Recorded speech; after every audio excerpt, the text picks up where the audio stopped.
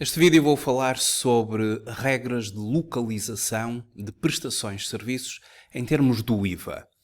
E vamos ver duas situações, dois casos concretos e como é que os mesmos se deveriam declarar a nível da declaração periódica do IVA.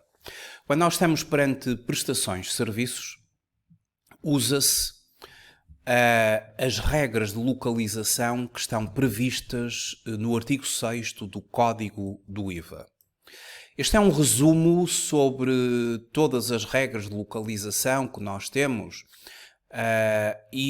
nomeadamente para as prestações de serviços, e estamos aqui a falar de um resumo de regras gerais.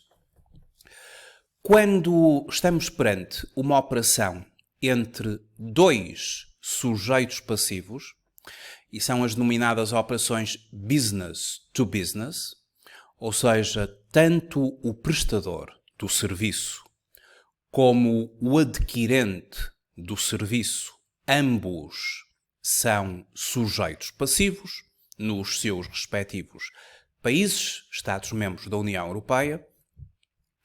A localização destas operações é realizada no lugar onde o adquirente tem a sua sede. E localizar uma operação significa determinar em que Estado-membro da União Europeia o IVA terá de ser pago. E, portanto, a primeira grande regra geral para as prestações de serviços entre dois sujeitos passivos, regra geral, isto tem exceções que estão previstas no artigo 6º, mas a regra geral, se não estiver aqui qualquer tipo de exceção, é localizar a operação e tributá-la no lugar onde o adquirente tem a sua sede. Já se estivermos perante uma operação B2C, e estas operações são aquelas em que o prestador do serviço é um sujeito passivo e o adquirente do serviço não é sujeito passivo, essas operações, pela segunda regra geral contemplada no artigo 6º, número 1, a linha B do Código do IVA, a operação vai ser tributável no lugar onde o prestador tem a sua sede. E, portanto, o prestador do serviço, quando faturar a um não sujeito passivo, mesmo que de outro Estado-membro, vai ter de faturar com a taxa de IVA que se aplica no seu país. Mas isto são as operações business to consumer, ou seja, prestador é sujeito passivo, adquirente não é sujeito passivo.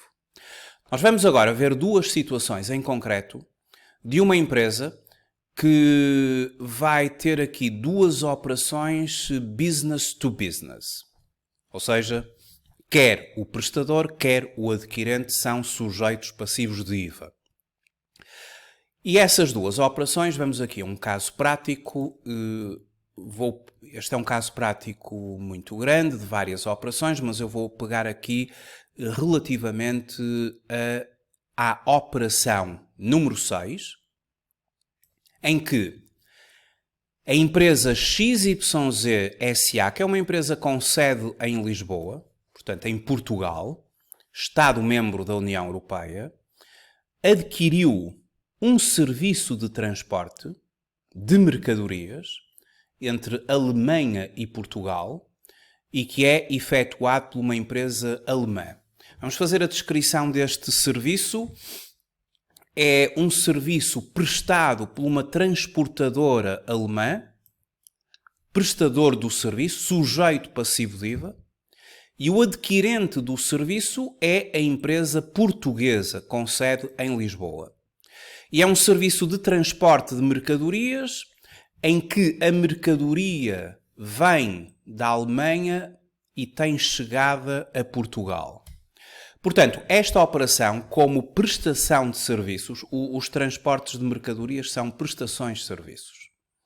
E, portanto, eles regem-se, em primeiro lugar, pela regra geral. Ou seja, nós temos uma operação business to business, o prestador é uma transportadora da Alemanha, o adquirente é uma empresa portuguesa, logo esta operação é localizada em Portugal. A operação é tributável no lugar onde o adquirente tem a sua sede. Portanto, esta operação vai ser tributada aqui em Portugal. E temos que determinar quem é o sujeito passivo da operação. E neste tipo de operações aplica-se inversão de sujeito passivo, também denominado reverse charge. O IVA é devido pelo declarante, ou seja, vai ser o adquirente, vai ser esta empresa portuguesa, que vai ter de proceder ao pagamento do IVA em Portugal. A taxa de IVA que aqui se aplica para estes serviços, que é 23%. E como o transporte da mercadoria, a mercadoria partiu da Alemanha para chegar a Portugal, não goza de nenhuma isenção.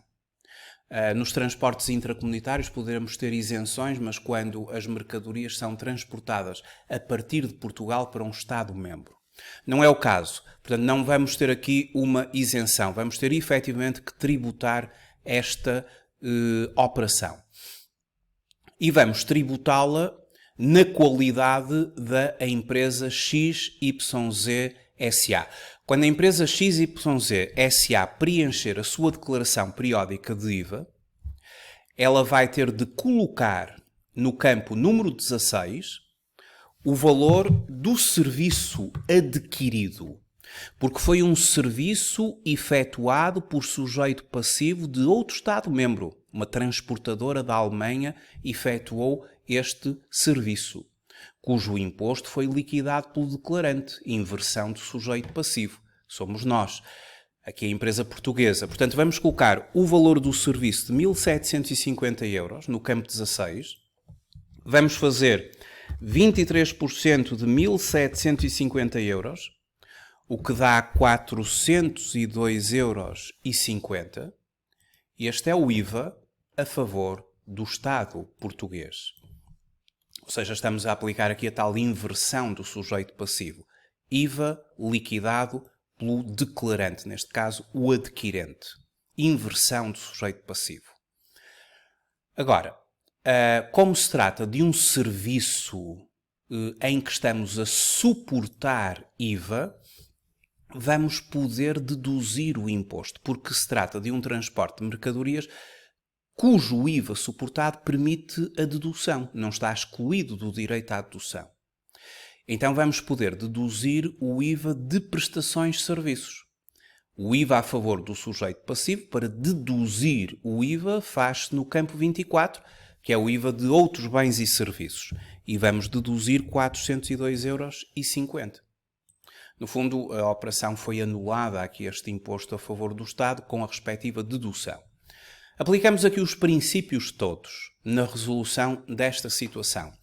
Localizamos a operação em Portugal, no lugar onde o adquirente tem a sua sede, o adquirente do serviço. Fizemos a inversão do sujeito passivo, obrigamos o adquirente a proceder ao imposto a favor do Estado na sua própria declaração de IVA em Portugal. Depois teve direito à dedução do imposto. Agora, esta é uma situação em que o prestador do serviço era um sujeito passivo da Alemanha. E, portanto, utiliza-se o campo 16, o campo 17, relativamente a estas situações em que nós em Portugal somos o adquirente e o prestador é um sujeito passivo de um outro Estado-membro. E se o prestador não for um sujeito passivo de outro Estado-membro? Se for, por exemplo, de um país terceiro. Então eu tenho aqui um exemplo para explicar como é que se deveria proceder na declaração periódica do IVA, porque não se pode utilizar estes campos que acabei agora de utilizar, porque eles são apenas utilizados quando o prestador do serviço é um sujeito passivo de um Estado-membro da União Europeia. Então, vamos ver agora uma situação. Dentro do caso prático, vamos avançar aqui um bocadinho e vamos aqui ao ponto número 16, em que esta mesma empresa contratou uma empresa do Canadá para prestação de um serviço de publicidade de 3.200 euros. Aplicando a regra geral, e não contemplando exceções a este tipo de serviço, mais uma vez, nós estamos perante um prestador que presta um serviço a um adquirente, business to business. O prestador desta vez não é da União Europeia, é do Canadá, um país terceiro. Nós somos o adquirente. Esta operação é uma operação tributada em Portugal. E como é tributada aqui no destino, que é Portugal, vamos ter de pagar IVA desta prestação de serviços efetuada pela empresa do Canadá também em Portugal, como aconteceu com a operação anterior. Só que não vamos poder declará-la da mesma forma. Estas operações em que o prestador do serviço é de um país terceiro, o adquirente somos nós e vamos ter de efetivamente aplicar uma vez mais inversão do sujeito passivo. Ou seja, vamos ser nós, na qualidade adquirente, a ter de pagar o IVA aqui no nosso Estado português. Já preenchemos aqui a nossa declaração periódica do IVA, vamos ter de pagar o IVA de uma aquisição de um serviço, IVA devido pelo declarante.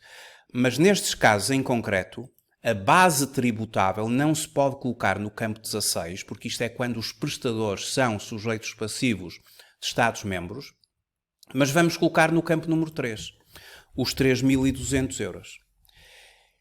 E o IVA a favor do Estado português será de 23% de 3.200, ou seja, 736 euros. Estamos assim a fazer o IVA a favor do Estado. Também vamos poder deduzir este IVA. E o IVA dedutível vai acumular no campo 24, não é? No campo 24 já tínhamos os 402,5 da operação anterior e agora somamos os 736 desta operação e acumulamos 1.138,50 euros de IVA a nosso favor, a favor do sujeito passivo. Agora, para concluir isto, temos de fazer aqui uma referência no desenvolvimento da declaração periódica do IVA. Porque estes 3.200 euros de base tributável é correspondente à aquisição de um serviço a uma empresa do Canadá.